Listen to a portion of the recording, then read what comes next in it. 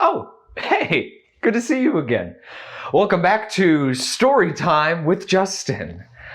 Last time we talked, we learned that every story needs three things: a who, a where, and a what happened.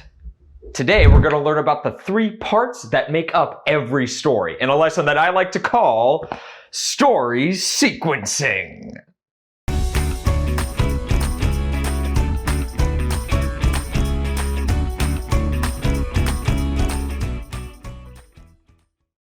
Every story has three main parts. Oh, there's that number 3 again. Just like every day, every story has a beginning, a middle, and an end. Let me demonstrate with a story about something that happened to me earlier today. So I was in the car with my mom. Then we went to the library and I got to check out a book. When we got home, I read my book and I really enjoyed it.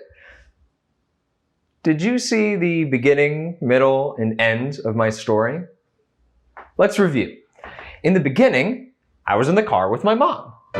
In the middle, I went to the library and got to check out a book. And in the end, I read my book and I really enjoyed it.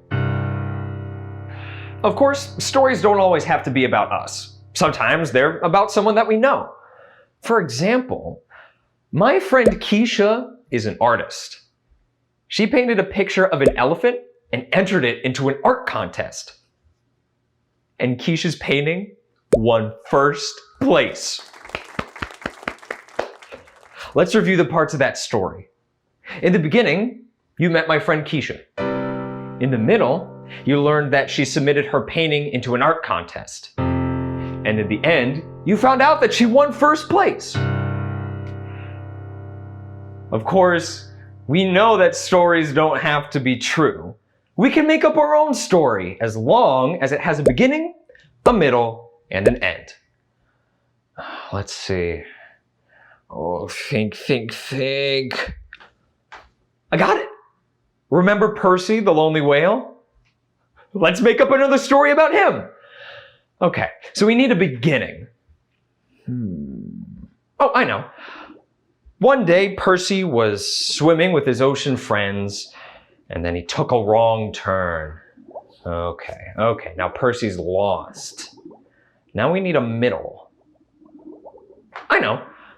Percy looked left and right and up and down, but he couldn't find any of his friends.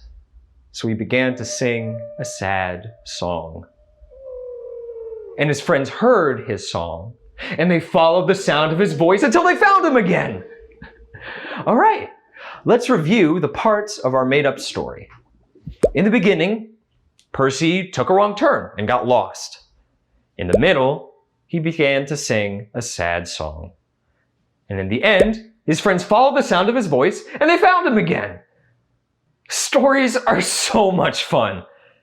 And now it's time for you to tell your own story.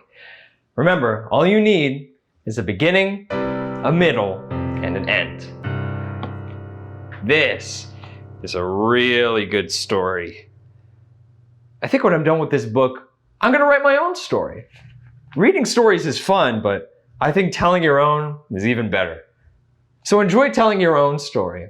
And remember to always be clever.